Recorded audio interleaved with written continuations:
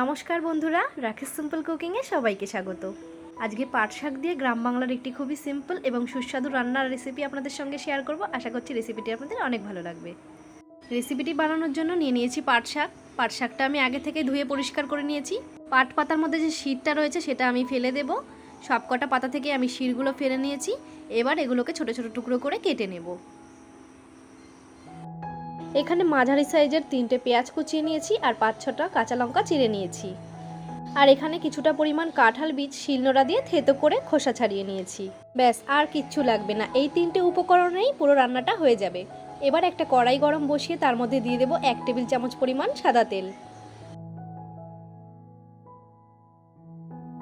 এবার কেটে রাখা শাকগুলো এর মধ্যে দিয়ে 2-3 মিনিট মতো একটু নেড়ে চেড়ে নেব। তাহলে শাকটা রান্না করলে যে একটা লতলতে ভাব হয় সেটা আর হবে না।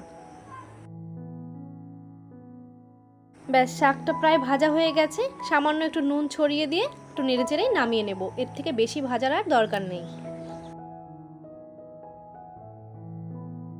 এবার কড়াইতে দিয়ে দেব 2 চামচ পরিমাণ তেল। তাতে ফোড়নে দিয়ে দেব একটা শুকনো লঙ্কা ও সামান্য পরিমাণ কালো জিরে। এবার কুচনো পেঁয়াজগুলো দিয়ে হালকা করে একটু নেড়ে চেড়ে নেব।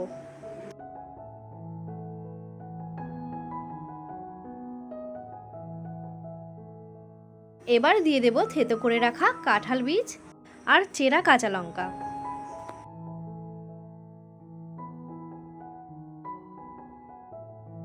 এবার দিয়ে দেব স্বাদ মতো নুন ও সামান্য হলুদ গুঁড়ো।